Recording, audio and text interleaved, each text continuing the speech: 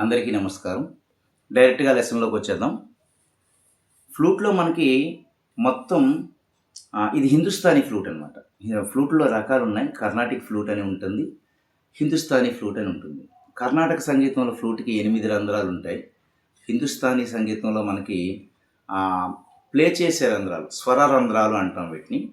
ఇవి 6 ఉంటాయన్నమాట. ఇంకొకటి ఉంటుంది ఈ పక్కన సపోర్టింగ్ హోల్ అని ఉంటుందన్నమాట. ఇది సపోర్టింగ్ హోల్ అంటాం. ఇది మనం ఏదైనా అవసరం వచ్చినప్పుడు వాడతాం అనమాట సపోర్టింగ్ హోల్. నెక్స్టు చాలా ఇంపార్టెంట్ హోల్, మెయిన్ హోల్ అనమాట. అంటే దీనిలో మనం ధ్వనిని ఉత్పత్తి చేస్తాం. అంటే మనం శరీరంలో ఉండే గాలిని దీనిలో నింపి, దీనిలో ప్రెజర్ పెట్టి దీని నుంచి ఒక రకమైన ధ్వనిని ఉత్పత్తి చేస్తాం అనమాట. ఆ ఉత్పత్తి చేయడం అనేది చాలా చాలా చాలా క్రిటికల్. ఇది గనక మనకి బాగా వస్తే ఫ్లూట్ వాయించడం అనేది చాలా ఈజీ. అయితే ఇదంతా మీకు తెలుసు. ఏంటి తెలుసంటే దీన్ని ఎలా ఉత్పత్తి చేయాలో మనం చిన్నప్పుడు నేర్చుకున్నాం. చిన్నప్పుడు మనం ఎగ్జాంపుల్ చూడండి, ఈ పెన్ ఉంది. చిన్నప్పుడు మనం ఏం చేస్తాం, క్లాస్ రూమ్‌లో ఈ పెన్ తీసుకొని, ఈ పెన్ క్యాప్ ఇలా ఉంటుంది కదా! దీనిలో మనం అని మనం ఒక శబ్దాన్ని ఉత్పత్తి చేస్తాం అన్నమాట పెన్ క్యాప్‌లో. దాన్నే ఇక్కడ సేమ్ ట్రిక్ ప్రయోగం చేస్తామన్నమాట. చాలా ఈజీ, సింపుల్‌గా. ఈ పెన్ క్యాప్‌ని చిన్నప్పుడు మనం రైనాల్డ్స్ పెన్ వాడేవాళ్ళం చదువుకునేటప్పుడు. అప్పుడు ఆ క్యాప్‌లో మొత్తం ఇదంతా క్లోజ్ చేయబడి ఉంటుంది. ఇందులో ఉండే ధ్వనిని ఉత్పత్తి చేయడానికి ఈ పెదవి మీద పెట్టి అని ఊదేవాళ్ళం అనమాట. అది పెన్ క్యాప్‌తో చేసేవాళ్ళం. అదే ఇక్కడ చేయాలి. అంతే. అంతకు మించి ఇంకేం లేదనమాట. చాలా సింపుల్. చూడండి ఇప్పుడు ఈ ఫ్లూట్‌లో మనకి ఒక్కసారి పరిచయం చేస్తాను. ఫ్లూట్‌లో మనకి మొత్తం ధ్వని రంధ్రము, స్వర రంధ్రాలు 6. ఇది ధ్వని రంధ్రం ఒకటి ఉంటుందన్నమాట. ఇది సపోర్టింగ్ హోల్, సపోర్ట్ చేసే హోల్ అనమాట. ఫ్లూట్ పట్టుకునే విధానం తర్వాత. ముందు ఫ్లూట్ నుంచి ధ్వనిని ఎలా ఉత్పత్తి చేయాలి? చాలా 3, 4 రకాలుగా చెప్తాను. అందులో మీకు ఏది ఈజీ అయితే అది మీరు యూజ్ చేసుకొని, ఈ బ్లోయింగ్ అనేది చాలా ఇంపార్టెంట్. ధ్వనిని ఉత్పత్తి చేయడం అనేది చాలా ఇంపార్టెంట్.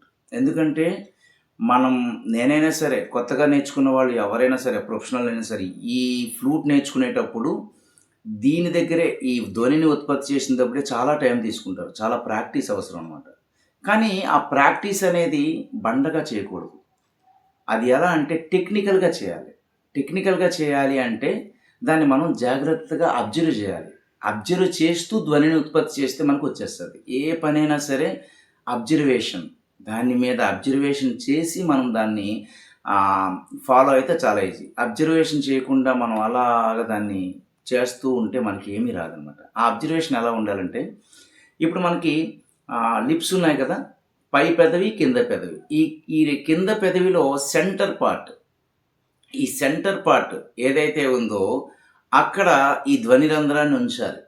అంతేగాని ఈ సైడ్ ఉంచకూడదు. ఈ సెంటర్ పార్ట్ ఉంచి దీనిలో ముప్పాతిక లేదా సగం హోల్‌ని ఇలా ముయ్యాలన్నమాట. మళ్ళా దీని కిందకి రాకూడదు. ఈ హోల్ అనేది ఈ పెదవి కిందకి ఎట్టి పరిస్థితిలో రాకూడదు. ఈ పెదవి మీద నుంచే ఇలా ఉండాలి. ఉన్న తర్వాత మనం లోపల నుంచి గాలిని ఊదుతాం కదా, అది వదులుతాం కదా, ఆ ప్రెజర్ ఫ్లూట్ మీద పెట్టాలి. ఆ ప్రెజర్ అనేది ఫ్లూట్ మీద పెట్టాలి. మనం చాలామంది ఏం చేస్తాం, ఇలా పెట్టిన తర్వాత గాలి తిన్నగా వదిలేస్తాం. నచ్చినట్టు చాలా ఎక్కువ గాలి వదిలేస్తాం అని వదిలేస్తాం. అది తప్పు అనమాట. ఈ 2 పెదవుల్ని మూసేటప్పుడు ఇక్కడ ఈ పెదవి ఒకే దగ్గర మొత్తం గాలి అంతా కూడా ఒకే దగ్గర వచ్చేటట్టుగా మనం మౌల్డ్ చేసుకోవాలి మన గాలిని. అంతేకాని నచ్చినట్టు ఉఫ్ అని వదిలేయకూడదు. ఈ పెదవిని మూసి ఒకే దగ్గర గాలిని వచ్చేటట్టుగా చేసుకొని, ఆ గాలి తిన్నగా వదలకూడదు. అది ఇలా వచ్చి ఇలా ఫ్లూట్‌లోకి రావాలన్నమాట.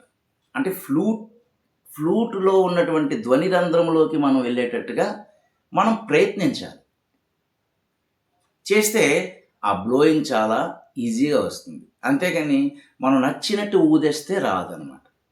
అర్థమైందా? ఇప్పుడు చూడండి, ఇలా ఫ్లూట్ పట్టుకున్నాను. ఇలా పట్టుకునేటప్పుడు ఇలా పెట్టాను. ఇటు హాఫ్ హోల్ పెట్టాను. హాఫ్ హోల్ పెట్టిన తర్వాత ఏం చేశాను, తిన్నగా ఊదాను అనుకోండి, వస్తుంది సౌండ్. బట్ ఏం జరుగుతుందంటే గాలి సౌండ్ కూడా వచ్చేస్తుంది. ఆ గాలి సౌండ్ అనేది రాకూడదు. రాకుండా ఉండాలంటే ఏం చేయాలంటే ఈ ధ్వని ఇలా ఇలా వెళ్ళకుండా మన అబ్జర్వేషన్ హోల్లోకి గాలి వెళ్ళాలి అనే కాన్సెప్ట్ మన మైండ్లో పెట్టుకోవాలి. మనం ప్రెజర్ పెట్టే గాలి హోల్లోకి వెళ్ళాలి అంటే అంటే నెమ్మదిగా గ్రాడ్యువల్గా ఒక్కసారి వదిలేయకుండా గ్రాడ్యువల్గా గాలిని ఫ్లూట్లోకి అంటే ఇలా ఆ హోల్లోకి వదలాలి. అంతే, చాలా సింపుల్. మనం ఫస్ట్లో ప్రయత్నించేటప్పుడు గాలి వస్తుంది, చిన్న చిన్న గాలి వస్తుంది, నాకైనా వస్తుంది, ఎవరికైనా వస్తుంది. మనం గ్రాడ్యువల్గా ప్రాక్టీస్ చేసి చేసి ఆ గాలి అనేది పోతుందనమాట. మనకేంటంటే అబ్జర్వేషన్ వచ్చేస్తుంది టోటల్గా. మనం ఇలా ప్లే చేస్తే ఇది ఇలా అవుతుందా అని మనకు తెలిసిపోతుంది అనమాట. ఇదొక విధానం. అంటే ఈ హాఫ్ హోల్కి మనం పెదవి పెట్టి ప్రెజర్ పెట్టే విధానం అని అనమాట. ఇక సెకండ్ వెర్షన్ ఏంటంటే మీకు అది కూడా కష్టంగా ఉంది అంటే ఏం చేయాలంటే లిప్ ఉంది కదా, ఈ లిప్లో ఈ సెంటర్ని ఈ హోల్ పెట్టి ఇలా పెట్టేసేయాలి. తిన్నగా ఇలా పెట్టి ఇలా తిప్పాలన్నమాట. ఇలా పెట్టి ఇలా తిప్పామనుకోండి, ఆ తిప్పేటప్పుడు మనం ఊదుతాం కదా, అదే గాలిని ప్రెజర్ పెడతాం. పెట్టేటప్పుడు ఎక్కడైతే మనకి సౌండ్ బాగా వినిపిస్తుందో అక్కడ స్టాప్ చేయాలి. అదే మనం అనుకున్నటువంటి టార్గెట్. ఒకసారి చూడండి.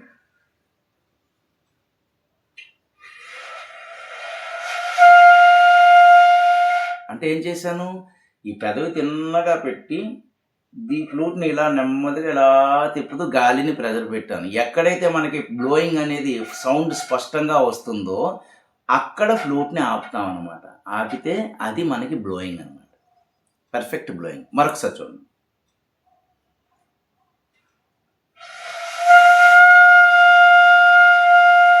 ఆ గాలి కూడా ఏం చెప్పాను, తిన్నగా వదలకూడదు, ఉఫ్ అని అలా వదలకూడదు. నెమ్మదిగా ఈ హోల్ని మన పెదవికి ఒకే దగ్గర మనకి వచ్చేటట్టు. ఒక సపోజు ఏదైనా ఒక పైప్లో ఒక రంధ్రం పెట్టి అందులో వాటర్ నింపమంటే ఆ పైప్లోంచి ఎలా అయితే వాటర్ వస్తుందో ఆ గాలి కూడా అలానే రావాలి, ఒకే దగ్గర రావాలి. అంటే ఇక చూడండి,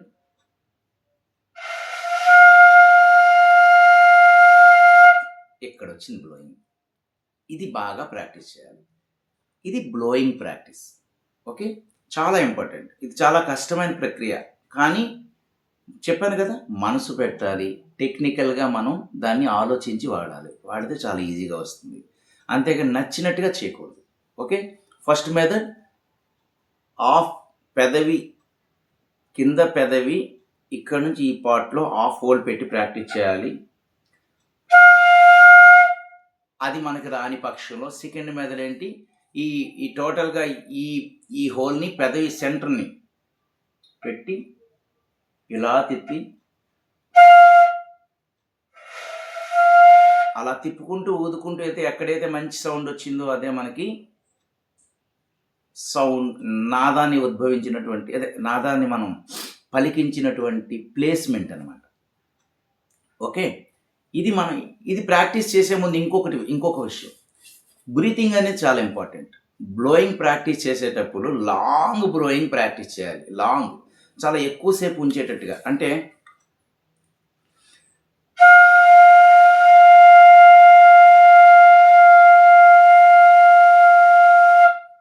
మన ఒక్కసారి లోపలికి గాలిని పీల్చి మొత్తం దాన్ని గ్రాడ్యువల్గా, అంటే మనం ఎంత నెమ్మదిగా వదిలితే అంత లెంత్ ఎక్కువ ఉంటుంది అన్నమాట. అంతేగాని ఒకేసారి స్టార్టింగే స్పీడ్గా వదిలేసామనుకోండి అది లెంతీ ఉండదు. మనం ముందుకి గాలిని లోపలికి పీల్చి ఒక్కసారిగా పీల్చిన తర్వాత నెమ్మదిగా వదులుతాం కదా. మనం యోగా చేసేటప్పుడు మనం గాలిని పీల్చి నెమ్మదిగా కిందకి దాన్ని మళ్ళీ ప్రొడ్యూస్ చేస్తాం కదా, అలా వదిలినట్లయితే ఆ బ్లోయింగ్ అనేది మనకి లెంతీ ఉంటుందన్నమాట. అది చాలా ఇంపార్టెంట్. ఇప్పుడు చూడండి మరొకసారి.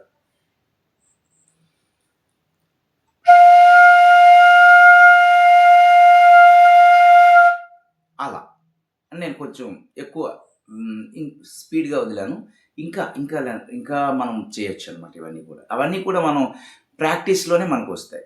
ఇక సెకండ్ విషయానికొస్తే మనకి స్వరరంధ్రాలుంటాయని చెప్పాను గదా! 6 ఉంటాయి. ఈ 6 చెప్పే ముందు మనకి సప్తస్వరాల గురించి తెలియాలి. అవి మనకి సప్తస్వరాలు అనేవి కర్ణాటక సంగీతంలో 7 ఉంటాయి. సా, రి, గా, మా, ప, ద, ని అనే 7 స్వరాలుంటాయి. ఆ 7 స్వరాలు కూడా సా అనే స్వరము, పా అనే స్వరము ప్రకృతి స్వరాలు అంటాం. అంటే ఏ రాగంలోనైనా సా నుంచి వచ్చినటువంటి ఒక ధ్వని ఒకేలా ఉంటుంది. ఏ రాగంలో అయినా. అదేవిధంగా పా అనే స్వరంలో వచ్చినటువంటి ధ్వని కూడా ఒకేలా ఉంటుంది. అది మారదనమాట. అందువల్ల వీటిని ప్రకృతి స్వరాలు అంటాం అనమాట.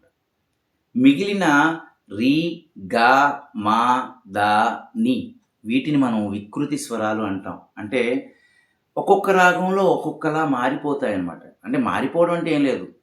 రి, గా, మా, దానిలో ఒక్కొక్కటి 2 చొప్పున ఉంటాయన్నమాట. అందువల్ల ఒక రాగంలో రి1 ఉంటే మరో రాగంలో రి2 ఉంటుంది. అదేవిధంగా గా1, గా2, మా1, మా2, పా ఒకటే ఉంటుంది. దా1, దా2, నీ1, నీ2. అంటే మొత్తం సాపాలు అనేవి 2 రి, గా, మా, దా, ని 5 స్వరాలు కూడా 2 చొప్పున 5 × 2 10 ఈ ప్లస్ ఈ సాప 12 స్వరాలు ఉన్నాయన్నమాట. ఈ ప్రపంచంలో ఉన్న సంగీతం అంతా కూడా ఈ 12 స్వరాల మీదే ఆధారపడి ఉంది. ఈ 12 స్వరాలు మనం ఈ ఫ్లూట్ మీద పలికించేస్తే మనం సంగీతం మొత్తం ఫ్లూట్ మీద వాయించేయవచ్చు చాలా ఈజీగా. దీనికోసం వర్ణాలు, కృతులు ఏవి మనం బాగా నేర్చేసుకోనవసరం లేదు. సింపుల్‌గా మనం ఏదైతే మనసులో అనుకుంటామో ఆ పాట వాయించాలంటే ఈ 12 స్వరాల మీద కమాండింగ్ పెంచుకోవాలి. పెంచుకోవాలి అంటే ఇక్కడ 6 రంధ్రాలు ఉన్నాయి కదా! 12 స్వరాలు ఎలా ప్లే చేస్తాం అనే విషయాన్ని తర్వాత క్లాస్‌లో చెప్తాను. ప్రస్తుతం మనం ఏంటంటే ఈ ఫ్లూట్ బ్లోయింగ్ మీద దృష్టి పెట్టండి. ఈ 6 రంధ్రాలని కూడా మనం 12 స్వరాలు ఎలా ప్లే చేస్తాము? 6 హోల్స్‌లో 6 స్వరాలు కాకుండా 12 స్వరాలను ఏ విధంగా ప్లే చేస్తామనేది నెక్స్ట్ వీడియోలో మనం చెప్పుకుందాం. జై గురుదత్త. ఇక సెలవు.